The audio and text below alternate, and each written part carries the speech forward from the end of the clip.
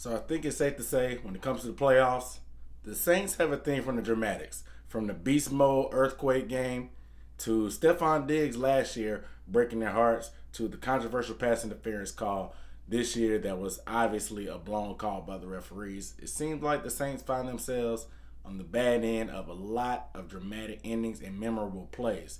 And the latest one, of course, was the robbery that we saw happen in the Superdome. There's a lot of things that happened in that game that led up to that, but most people are putting the blame on the referees for costing the Saints a trip to Atlanta for Super Bowl 53. However, in this video, I'm going to tell you who else could shoulder that blame and punch their ticket on that blame train because there's a lot of blame to go around. I'm Aaron Duncan with the Necessary Blunt Sports Talk. This is the channel I might not tell you what you want to hear, but I'm definitely going to tell you what you need to hear. And I give recap and analysis of the NFL, in particular the NFC South. So if you want to see more videos about the Saints, the Bucks, the Panthers, or the Falcons, make sure you hit the subscribe button below and give the video a thumbs up.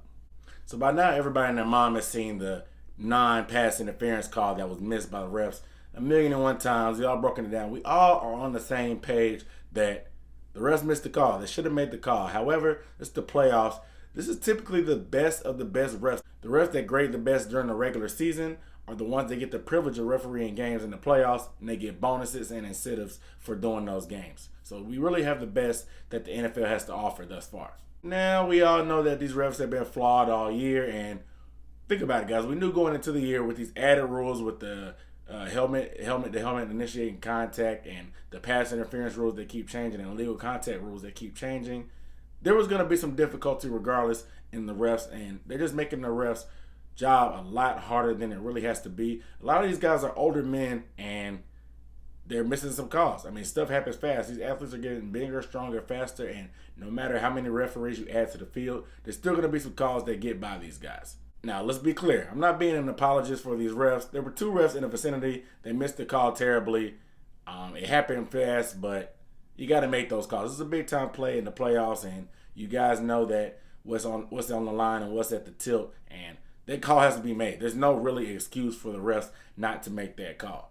However, I will make a case that they're not totally to blame in this game. There was a lot of things leading up, and there's two other guys that I'm pointing blame at in this game that caused the Saints to lose this game. Culprit number one is Drew Brees, the beloved Saint of the New Orleans Saints. Most fans aren't going to point the finger at Drew Brees because he had an MVP caliber season. He's meant so much to the city, and a lot of times they think he's beyond blame, but I'm going to put that blame on him a little bit too because this guy had a pretty pedestrian game. 26 for 40, 11 of those completions went to Alvin Kamara, the running back out of the backfield.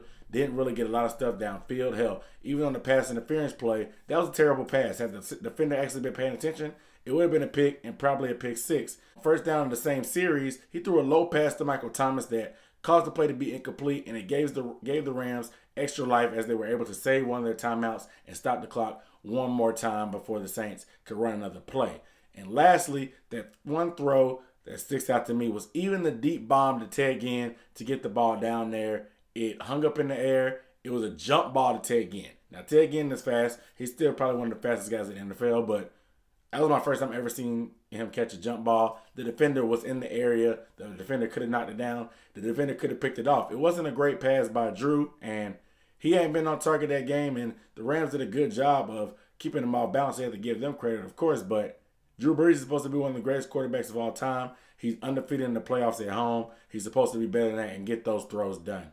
But the biggest culprit and the person that should punch their ticket on the blame train the most is head coach Sean Payton. You know, this guy gets a lot of credit for being aggressive and being a great offensive genius and throwing for X amount of yards in the dome and being undefeated at home in the playoffs. But the game plan he had wasn't that good. You beat the Rams the first time at home, and you just seemed like you were going to rest on your laurels. We were just going to go at Marcus Peters again and throw at Michael Thomas. But with the Keep Talib in there, Michael Thomas is ineffective with 4 catches and 36 yards. You tried to run the ball like you have done all year, but you lost the time of possession. You had less than 50 yards rushing. You had less than 400 yards of total offense. The red zone offense is pretty basic. You settled for field goals and a lot of opportunities that were given to you by the defense at that. And overall, you just got away from Saints football. You had been running the ball, playing time of possession, making every possession count, taking advantage in the red zone, and putting up points and touchdowns when it mattered the most, and just keeping the ball and controlling the clock. And that's not what happened at all on Sunday. But let's dive into the weeds and get more specific, especially down the stretch with the play calling. So in that drive where the pass interference actually called, let's talk about something that led up to that. So after Ted Ginn caught that bomb, the 2-minute warning occurred. The Rams had one timeout remaining, and on first down, Sean Payton decides to call a pass. Any responsible coach is going to run the ball at least on first down to make the Rams burn their final timeout. That way they're helpless to be able to stop the clock. But Sean Payton, being the over-aggressive guy he is that he loves to get credit for, he wants to pass the ball. And Drew Brees throws a bad pass to Michael Thomas. It's incomplete, and the Rams, the only sign of life that they actually had to stay in the game was granted to them as the ball felt incomplete and stopped the clock. They kept a timeout in the bag. Then on second down, they decided to run the ball and lose a couple yards. Bringing up third down. Third down, you're still in range for a chip shot, 30-yard field goal with Will Lutz, a kicker that's only missed 2 kicks all season long, and you decide to pass the ball again, given the opportunity for to stop the clock, given an opportunity for the Rams to pick the ball off. I don't care how the play turned out. Even though it was pass interference and it should have been called, it should have been a run play.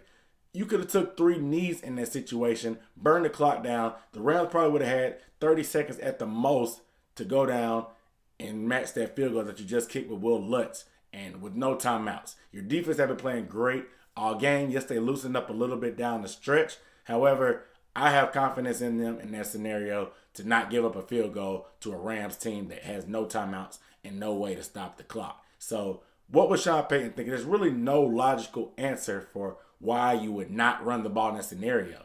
Yeah, there's plenty of reason why you should run the ball. Like I said, you bleed the clock down and leave the Rams helpless. But there's really no reason for Sean Payton to pass the ball. Did he have PTSD from Stephon Diggs burning them, so he felt like he needed to put a touchdown on the board just to be sure things wouldn't turn for the worse? I don't know. That could be my only logical explanation, because the way they lost last year in the playoffs to Minnesota was dramatic also, and it might have hurt a little bit more than this year. This year they actually put blame on somebody, so they're definitely pointing the finger. And I do have to give hats off to the Saints defense. Like I said, they played lights out. They held this Rams team to 26 points, and that's through overtime and an extra period. And they did what they could. You know, they haven't been dominant all year, but they bend but don't break. They got plenty of stops. They stopped the Rams in the red zone multiple times and forced field goals. Even gave the Saints offense, the so historic and great Saints offense, the ball in the red zone after an interception by Demario Davis early in the game, and the Saints offense still couldn't get in the end zone. So that got to be falling on Sean Payton and Drew Brees. Hats off to the defense or their effort against the Rams, but that's some way the cookie crumbles. And that's the thing about the playoffs. There is no 7-game series. It's one and done. 1 or 2 plays can change the game. I'm always a fan of taking the ball out of the ref's hands. You maintain control of what you can control. What can you control? You can control play calling. You can control your players executing and running the ball and holding on to the football, and you can control the clock because you have the ball and you can force the issue with the Rams. As soon as Sean Payton passed the ball and it was incomplete, he relinquished that control. And the counter argument is Sean Payton always coaches this aggressive. He doesn't that, he onside kick in the Super Bowl coming out of halftime, or he's always faking punts in the first half, or he's always doing this, that, or the third and going forward on 4th down. I don't care. Usually in those scenarios, Sean Payton is doing that to make a statement, and he's doing that to give his team an adrenaline boost or something, some kind of spark to get them going if they have been struggling. In this instance, you had money in the bank.